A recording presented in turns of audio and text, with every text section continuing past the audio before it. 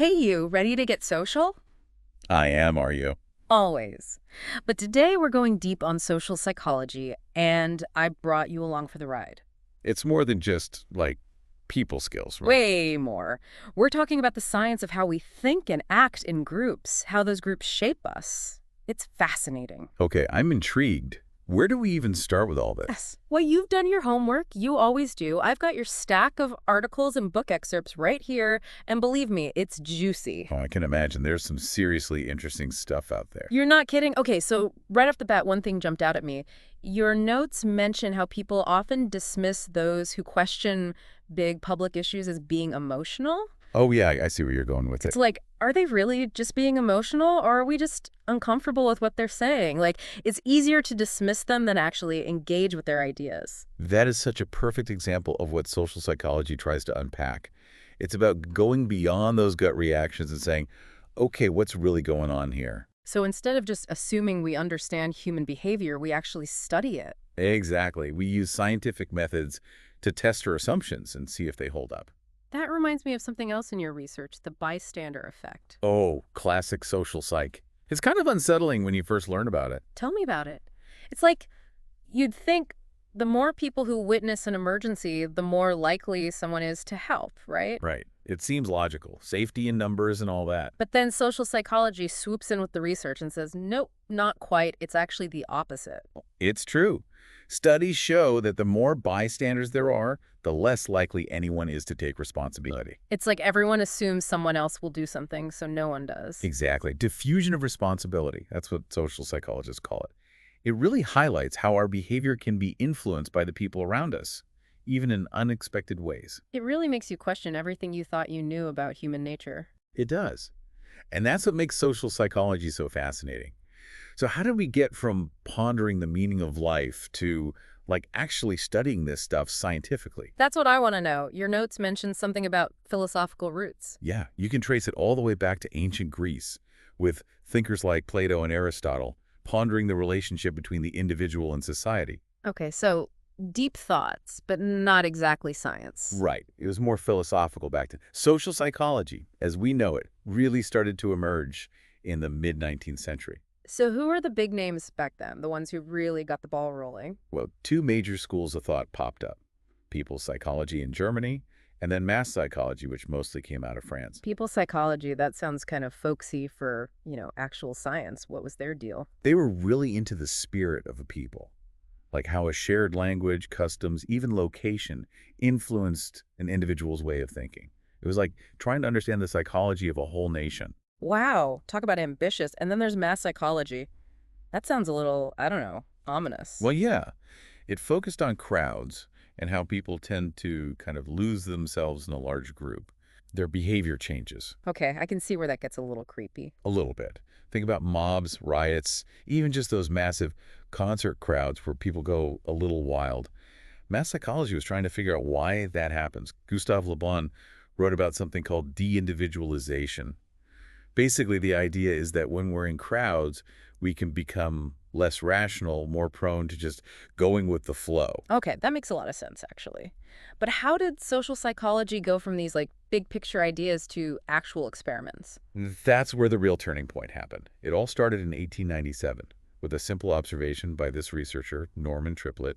He was watching cyclists. Cyclists, seriously? Yeah, he noticed they were faster when they were racing against each other than when they were cycling alone. Wait, just having someone else to pace themselves against made them faster? Apparently. It seems obvious now, maybe. But back then, it was groundbreaking. That observation sparked a whole line of research into how the presence of others affects individual performance. And a little later on, Floyd Allport coined the term social facilitation to describe this phenomenon. So, competition brings out the best in us. Sometimes, anyway. Right.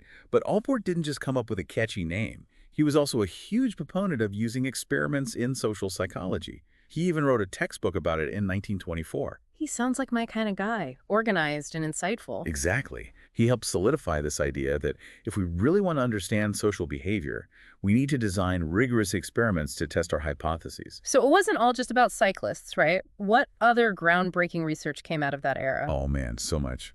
But one study that always comes to mind is Muzafer Sharif's work on social norms. He did this experiment where he put people in a dark room and asked them to judge how much a pinpoint of light moved, except the light wasn't actually moving at all. Wait, what? I know, right? It's called the autokinetic effect. It's an optical illusion. But here's the thing.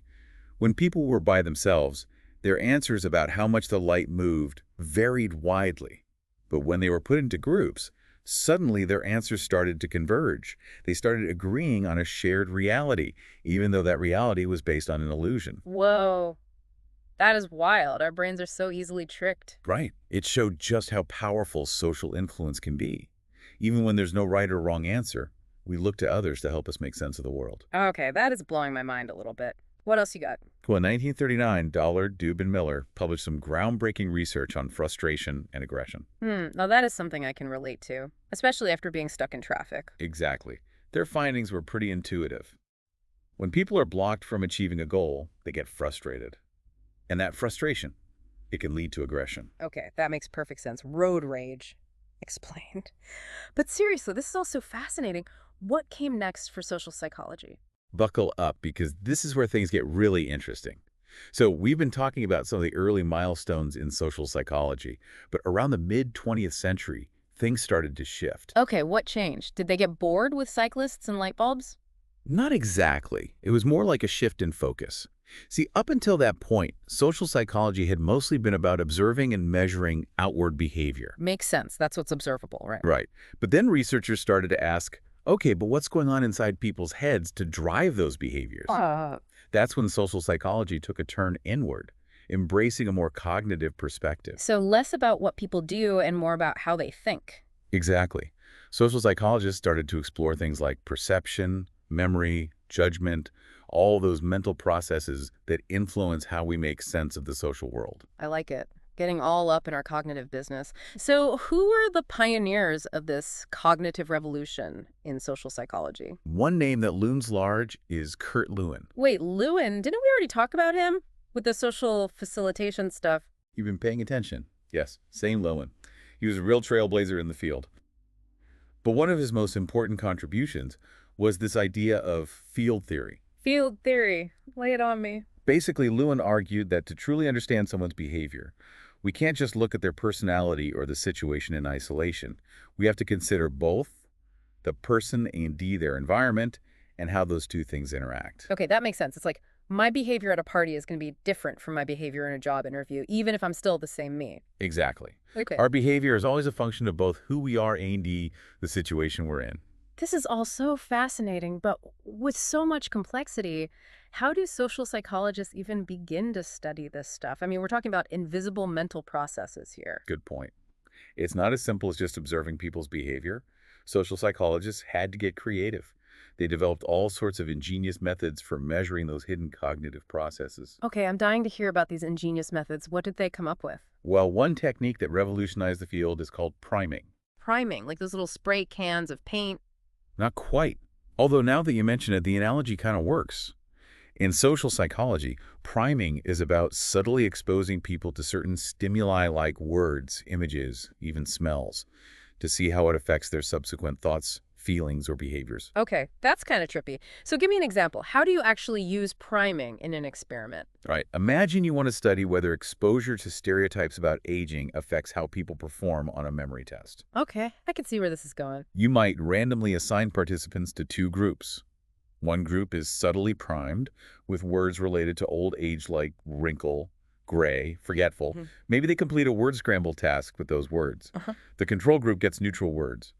Then you give both groups the same memory test. And then you see if the old age group performs worse on the memory test. Exactly. And if they do, it suggests that those subtle primes activated negative stereotypes about aging, which then influence their performance. Wow, that is seriously sneaky. I would never even realize I was being primed.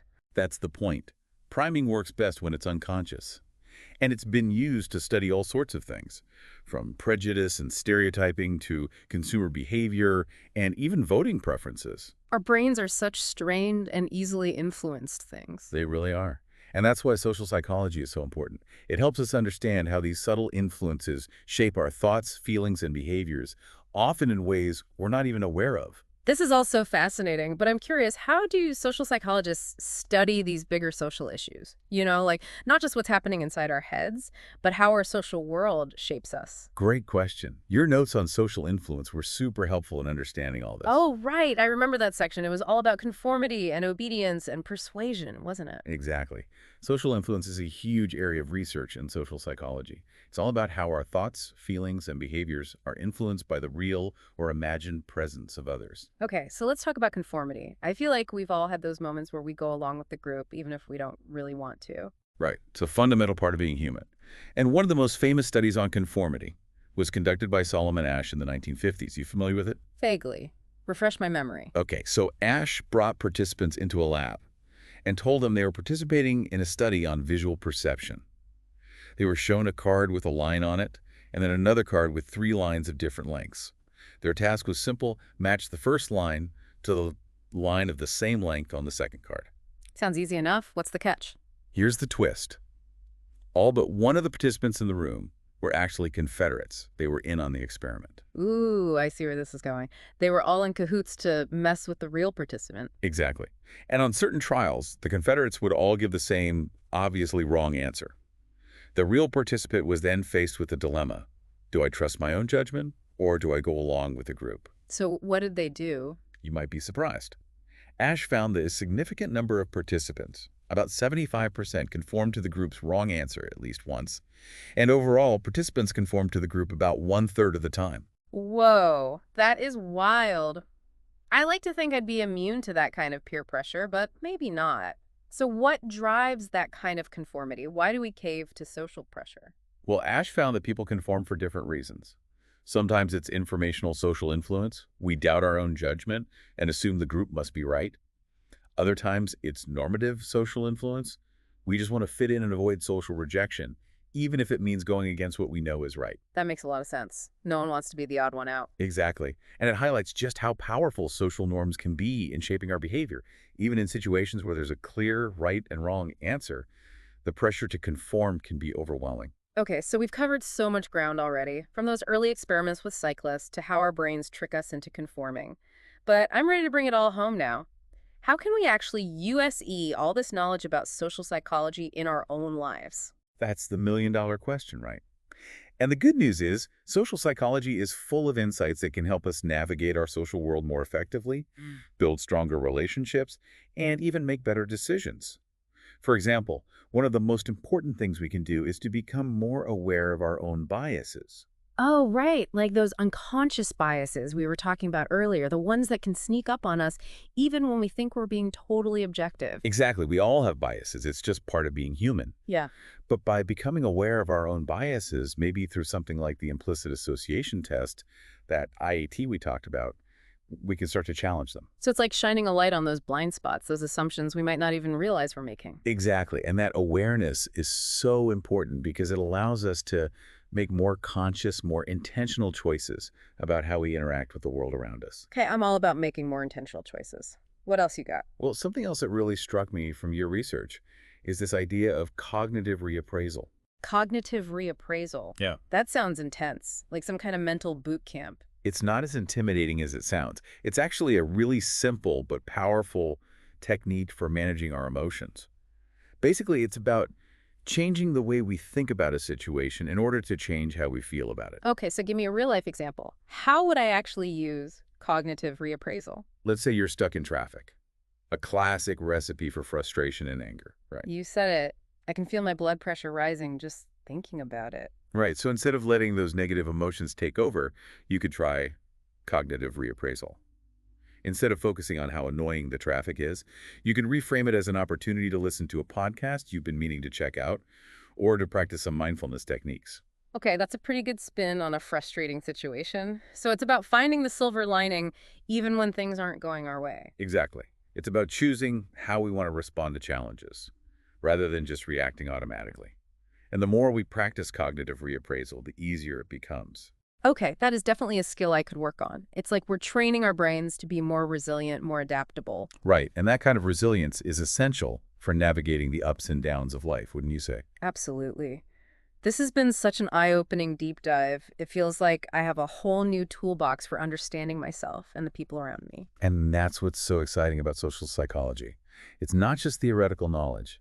It has the power to transform how we live, how we relate to others, and how we show up in the world. Well said. So there you have it, folks, a deep dive into the fascinating, sometimes surprising, and always insightful world of social psychology. We hope you've enjoyed this journey as much as we have, and that you'll continue to explore the fascinating workings of the human mind and its social world. Thanks for watching. If you found this video helpful, don't forget to give it a thumbs up and share it with your friends. Your support helps us keep creating valuable content like this. And if you haven't already, hit that subscribe button and ring the notification bell so you never